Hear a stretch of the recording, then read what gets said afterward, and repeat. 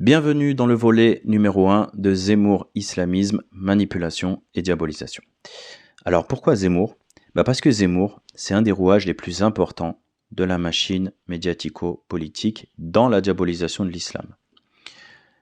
Lorsqu'on écoute un petit peu ses discours, on trouve de manière assez régulière des mensonges assez grossiers sur l'islam. Et comme il le dit avec un certain aplomb, avec une certaine éloquence, ça peut paraître relativement pertinent pour ceux qui ne maîtrisent pas le sujet de l'islam. Alors qu'un mensonge reste un mensonge, même s'il est dit avec éloquence. Pour vous donner un exemple, Zemmour a quand même osé dire à une heure de grande écoute que Daesh agissait en conformité avec l'islam. Alors bien évidemment, c'est un fiefé menteur, et vous allez voir à quel point il est très facilement réfutable, mais mine de rien, il a quand même réussi à duper un certain nombre de personnes et à transmettre sa haine viscérale et personnelle qu'il porte envers l'islam. Il faut aussi dire que les médias lui ont déroulé un immense tapis rouge sur lequel il a pu aisément diffuser ses thèses fantasmatiques, et ça a été pour lui un véritable tremplin vers la célébrité, et pas ricocher la célébrité de ses thèses. Mais ça met en lumière une chose. Ça met en lumière les lignes que les médias français veulent promouvoir. Et ça pose la question de à qui appartiennent les médias français. Quel est l'intérêt des médias français de promouvoir une ligne aussi socialement et sociétalement clivante que celle de Zemmour ? Il est devenu le porte-étendard de l'islamophobie en France et il veut, par un climat de peur organisé, aviver les tensions communautaires, ce qui aura comme finalité ou comme, on va dire, comme conséquence la disparition totale de l'unité nationale. Tout ça pour arriver en dernière instance à une guerre civile qui mettrait le pays à feu et à sang et dont la plus grande perdante sera la nation française dans son intégralité. Alors qu'en principe, un homme politique bienveillant, un homme politique équilibré serait plus dans une dynamique d'apaisement, de réconciliation, de dialogue intercommunautaire, pour que les Français dits de souche, les Français issus de l'ancien empire colonial dont les grands-parents ou les arrière-grands-parents se sont battus pour la France, ou ceux dont les parents sont venus dans une immigration post-coloniale de travail pour participer à la reconstruction de la France, et qui aujourd'hui, au regard de leur implication dans l'histoire et dans le développement de la France, ont une légitimité à être intégrés à l'identité nationale française. Donc pour que tout ce beau monde puisse vivre ensemble et faire nation. Donc l'homme politique bienveillant serait dans cette connaissance, et je dirais même cette reconnaissance de la diversité française, et son but serait de fédérer, de rassembler, et non pas d'allumer les mèches et de diviser. Le patriotisme, ce n'est pas brandir le drapeau et cracher sur l'islam. Le véritable patriotisme, c'est agir dans l'intérêt général de la nation et pour le bien de tous les citoyens, qu'ils soient juifs, chrétiens ou musulmans. Or Zemmour, il est tellement obsédé par l'islam qu'il en a perdu de vue l'intérêt général de la nation française, par l'annonce et la promotion d'une guerre civile qui porterait le coup de grâce à une France qui est déjà au bord du chaos.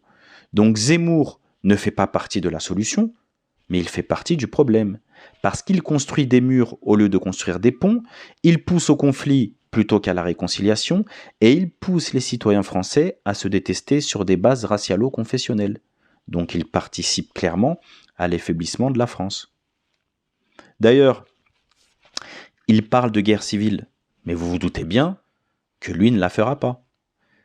Il enverra des petits jeunes, immatures, tant sur le plan intellectuel que politique, des petits jeunes pleins de testostérone, pendant que lui sera planqué confortablement dans les salons parisiens. D'ailleurs, dans quel camp serait-il, Zemmour ? Puisque je rappelle qu'il n'est pas français de souche, il est berbéro-juif d'Algérie. Et d'ailleurs, si on pousse la réflexion un petit peu plus loin, quels seraient les camps de cette guerre civile ? Les Français de souche contre les Français issus de l'ancien empire colonial ? Les chrétiens contre les musulmans ? Mais dans ce cas-là, les Français de souche musulmans, dans quel camp sont-ils ? Et les Français issus de l'ancien empire colonial non musulmans, dans quel camp sont-ils ? Donc vous voyez, on arrive à du grand n'importe quoi. Et il n'y a pas besoin de faire polytechnique pour comprendre que Zemmour n'a ni les épaules, ni les idées, ni le discernement, ni la clairvoyance nécessaire pour gérer un pays comme la France. Il n'est qu'un carriériste de plus dans le grand cirque politique français que l'on vit actuellement. Donc ceci étant dit, Qu'est-ce que nous dit Zemmour? Donc Zemmour nous dit que Daesh agit en conformité avec l'islam. Alors déjà, en disant cela, il montre les limites de son analyse.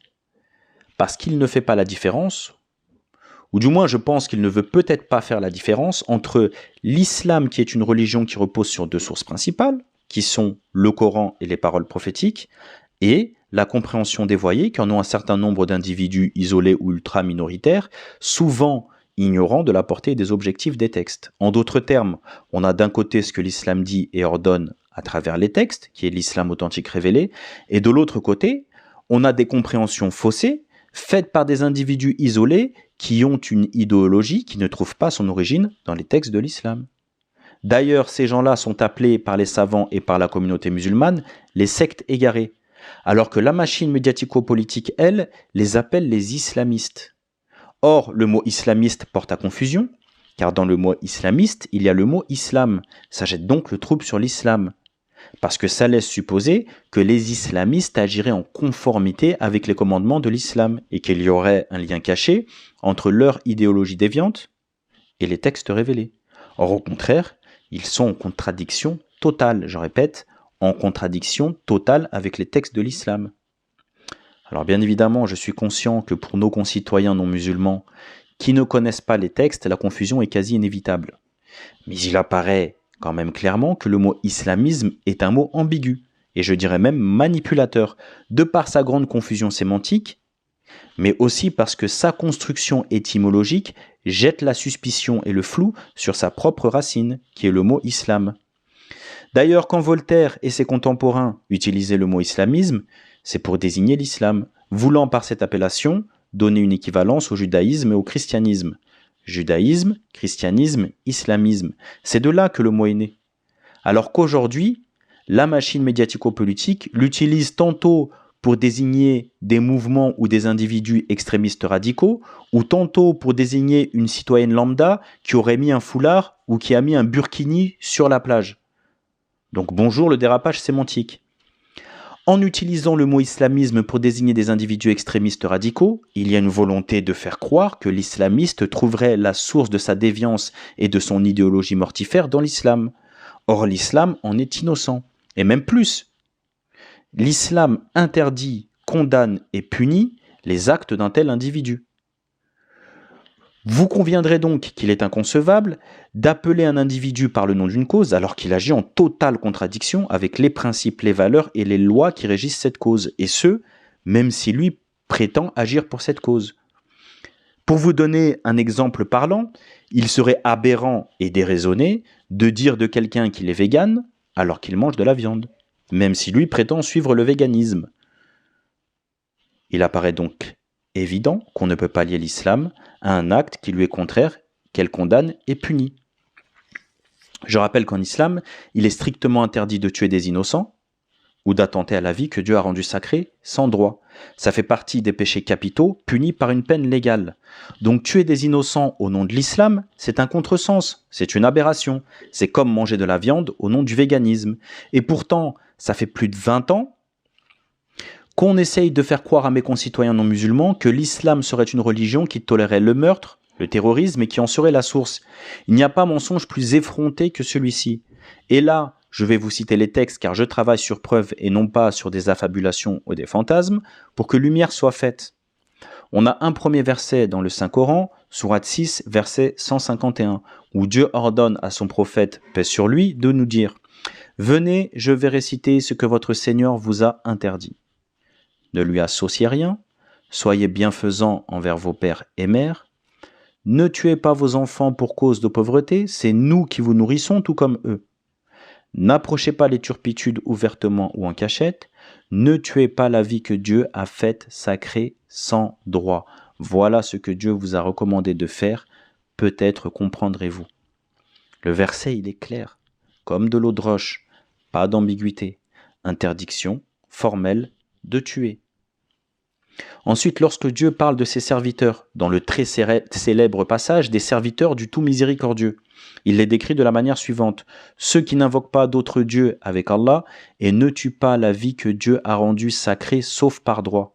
Et sauf par droit ici ça ne veut pas dire qu'on s'auto-accorde le droit selon notre bon vouloir. Non. Par droit ici, c'est lorsque le droit pénal islamique le permet, dans les pays où la loi islamique est appliquée, bien évidemment. Je rappelle qu'en islam, il y a ce qu'on appelle le talion, c'est-à-dire que si un de vos proches est victime d'un homicide volontaire, la loi est là pour l'assister, et sa famille peut réclamer le talion, c'est-à-dire la peine de mort pour le meurtrier. C'est ça, par droit. Donc les serviteurs de Dieu ne tuent pas la vie que Dieu a rendue sacrée, et lorsque le prophète, que la paix soit sur lui, a été interrogé sur les grands péchés, il a répondu, petit 1, l'association à Dieu, petit 2, tuer une âme que Dieu a rendue sacrée sans droit. Donc lorsqu'on se penche 30 secondes sur les textes, on se rend vite compte que l'islam n'est pas la source de ces actes.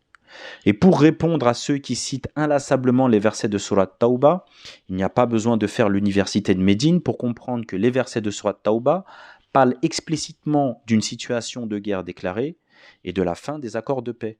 Et qu'en période de guerre, comme dans tous les systèmes législatifs du monde, l'interdiction d'attenter à la vie est partiellement levée. Et là encore, il y a des restrictions qui sont claires en islam. Interdiction de mutiler, interdiction de tuer les femmes, les enfants, les vieillards et celui qui ne combat pas. Contrairement à certaines armées d'occupation aujourd'hui, qui tuent sans distinction absolument tout le monde, et qui ont en plus le culot de s'auto-proclamer armée la plus morale du monde. Bref, ceci étant dit, l'islam est une législation claire et structurée. Elle est composée de lois établies sur des bases textuelles solides, connues et reconnues par le consensus des savants et l'ensemble de la communauté musulmane. Le licite, il est clair, et l'illicite, il est clair, surtout concernant les règles liées aux droits des personnes.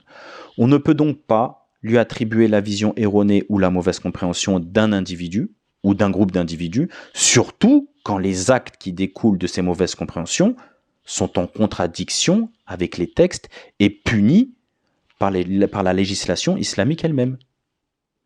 Pour essayer de vous faire un parallèle compréhensible, c'est comme si demain, un républicain dévié de l'idéologie et de la loi républicaine se mettait à devenir ultra-violent et commettait des crimes ou des attentats.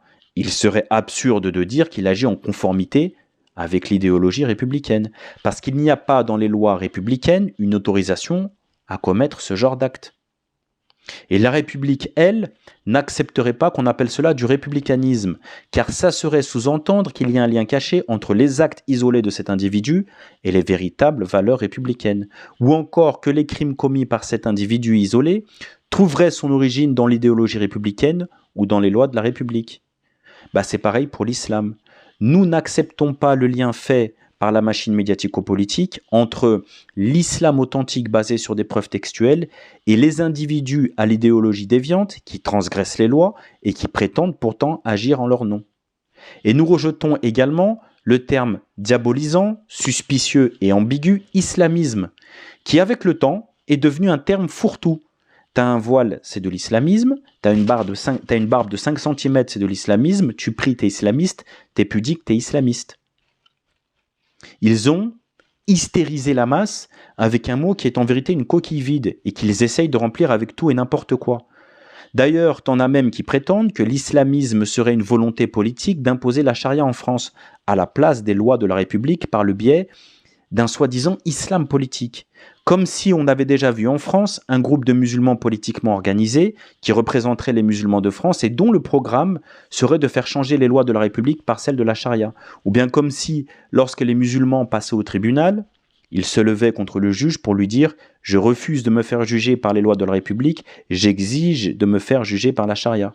Ou encore comme si on avait vu des manifestations de musulmans barbus jusqu'au nombril, avec des étendards et des pancartes « On veut la charia ». Non mais voilà, c'est du ridicule profond. On est plus dans de l'imaginaire que dans du réel. On est entre le fantastique et le fantasmatique là. Par contre, le climat de tension autour de l'islam et des musulmans, lui, il est bien réel. Et à force de répéter mensonge sur mensonge, ils deviennent dans certains esprits une réalité. Donc la machine médiatico-politique dont Zemmour est un rouage tourne à plein régime et tente, tant bien que mal, de laver les cerveaux de mes concitoyens non musulmans par des techniques de manipulation visant à diaboliser l'islam et les Français de confession musulmane. D'ailleurs, on pourrait détricoter tous les mots ou expressions utilisés par la machine médiatico-politique pour diaboliser l'islam, comme par exemple le terme islamo-racaille, qui est un oxymore, littéralement. On ne peut pas être une racaille et être en conformité avec le comportement que Dieu nous commande. Les racailles sont des racailles parce que justement, elles sont en contradiction totale avec les commandements de Dieu. Je rappelle à titre informatif que Dieu a strictement interdit à travers des textes clairs la nuisance dans toutes ses formes, le transport, le stockage, la vente et la consommation de tous les enivrants et tous les stupéfiants, le vol dans toutes ses formes, les agressions, les grossièretés, l'injustice, la duperie, le saccage et le pillage. Donc lorsque vous voyez ces jeunes adolescents au comportement outrancier et grossier qui jurent toute la journée sur Allah, le Coran ou sur la Mecque pour des choses futiles ou pour ponctuer leurs insultes et leurs grossièretés, puis qu'en plus ils ont le culot et l'irrespect de greffer certaines références religieuses à leur mauvais comportement, soyez sûrs que leur comportement est en contradiction totale avec ce que l'islam prône. Et ils sont à des années-lumière du comportement légiféré. Donc une islamo-racaille, par définition, n'existe pas, dans le sens où l'islam ne valide pas et ne validera jamais le comportement d'une racaille. Et jamais une racaille ne sera en conformité avec le comportement commandé par l'islam. En revanche, et ça je ne le nierai jamais, nous avons des tas de gens qui sont musulmans par héritage parental ou par culture et qui, à cause de leur carence éducative, de leur manque de civisme et de sciences religieuses en matière de bon comportement, ou à cause de la misère sociale et de la ghettoisation, peuvent avoir des comportements outranciers déplorables et même tomber dans la délinquance. Ça, je ne le nie pas. Mais il ne faut pas tomber dans ce que j'appelle l'incrimination par appartenance religieuse, qui est une technique de diabolisation qui consiste à faire un lien systématique entre le délit et l'incivisme d'une personne et son appartenance religieuse. Encore une fois, on ne peut pas lier l'islam à des actes qu'elle interdit, condamne et punit. Donc ni leur délit, ni leur incivilité ne sont conformes à l'islam. Tout ça, c'est du bon sens en vérité. Tout ça, c'est de la clairvoyance sociale, c'est du discernement. Et si je veux aller plus loin sans vouloir faire du prosélytisme, je dirais même qu'en réalité, l'islam pousse l'être humain à devenir un bon citoyen. Parce que ce qu'on ne vous dit pas et ce qu'on vous dira jamais sur BFM, CNews et TF1, c'est qu'il y a un nombre considérable de personnes qui étaient plongées dans la délinquance, dans les comportements outranciers, puis qui, par le retour aux valeurs et aux principes de l'islam, sont devenus de bons citoyens, pères de famille, chefs d'entreprise qui gagnent leur vie légalement. Nous qui fréquentons les mosquées, on en a tous connu 2, 3, voire même plus. D'ailleurs, je pense que ces gens-là devraient prendre la parole et expliquer comment leur retour à Dieu et à la pratique religieuse, par le biais du repentir, les a intérieurement purifiés de la tentation diabolique de la délinquance et des trafics. Donc l'islam a indéniablement un effet purificateur et ces gens-là en sont la preuve. Et je conclurai en disant que l'islam qu'on présente aujourd'hui comme un problème est en vérité une solution à la question de la délinquance juvénile dans les banlieues et qu'on pourrait, par le biais de médiateurs qualifiés, comme certains imams ou prédicateurs, appeler la jeunesse des quartiers à la droiture comportementale, qui n'est rien d'autre que le civisme. En vérité, l'islam et la République ont un certain nombre de valeurs communes, mais qui sont simplement énoncées de manière différente. L'interdiction du préjudice moral et physique, l'interdiction de l'injustice, l'interdiction de la nuisance de manière générale, c'est ce qu'on trouve dans le Code civil, la préservation des biens, des personnes, la liberté de culte, etc. Donc des solutions sont possibles. Il n'y a pas besoin d'aller à l'affrontement ni à la guerre civile pour trouver la paix sociale. Il faut simplement s'asseoir à la table, discuter et que chacun respecte l'autre. Donc je terminerai là-dessus. La suite dans le prochain volet, si Dieu veut. Que Dieu vous garde et que la paix soit sur vous.